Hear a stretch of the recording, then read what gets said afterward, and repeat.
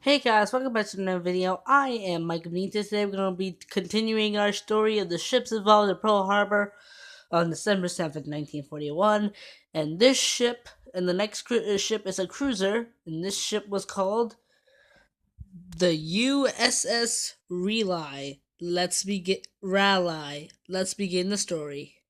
And I am terribly sorry if I'm pronouncing the name wrong, but I think her name was Raleigh.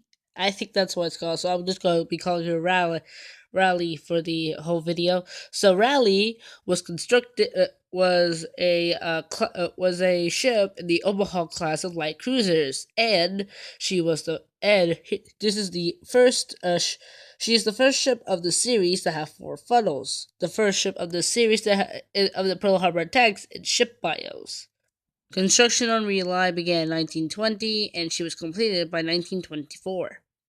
For the first part of her life, everything seemed quiet in the life of the USS Raleigh, but her, her career would take a turn in the 1930s, where she took part in the Spanish Civil War. She would take this spot until 1938, and like the rest of the Pacific Fleet at the time, was moved to Pearl Harbor.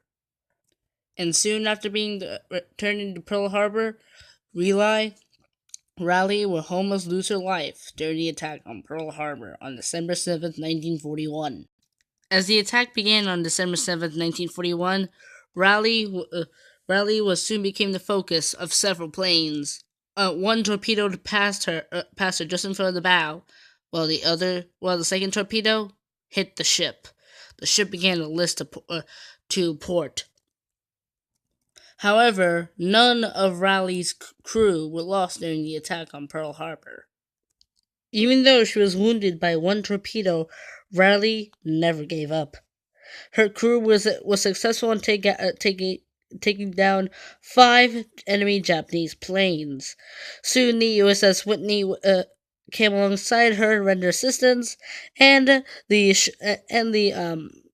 the Raleigh was refloated, and she was taken to the Naval Yard for repairs. Raleigh was prepared and ready to be put back into service. She, throughout 1942 and into sometime in 1943, Raleigh would help escort several convoys from Canada and America to Britain and other places that needed supplies for the war effort. To April of 1943 and onwards, Raleigh would take place in numerous bombardments on Japanese placed areas and other places that needed bombarding. She was one of those ships, and boy, did she pack a punch into those batteries. Quite a packed punch indeed. If you look at Raleigh's armament, eight single 6-inch 53 caliber guns. The all those guns were pretty darn good as to hit batteries on the Japanese populated areas. These series of bombardments would continue into 1944, and actually, Raleigh would spend most of her time in World War II either escorting convoys or helping or bombarding Japanese populated areas.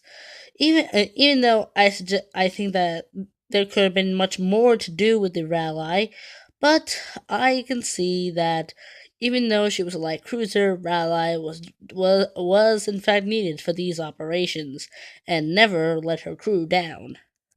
Soon, in early of 1944 to 1945, Raleigh would be stationed at Norfolk, Virginia, her new home, where she would go most of her life of World War II in the final days of World War II.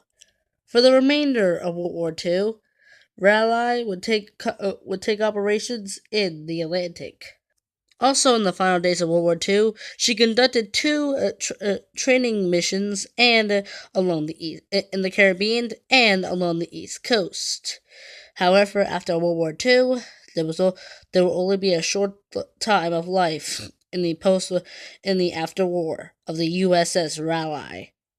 In September of 1945, in Philadelphia Naval Harbor, Raleigh was decommissioned.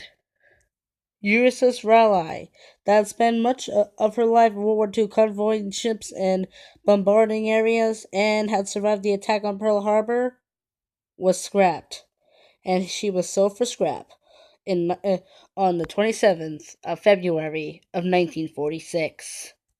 A sad ending for this Omaha light cruiser. During her time in World War II, she Raleigh will receive three battle awards along with these battle stars and along with these awards.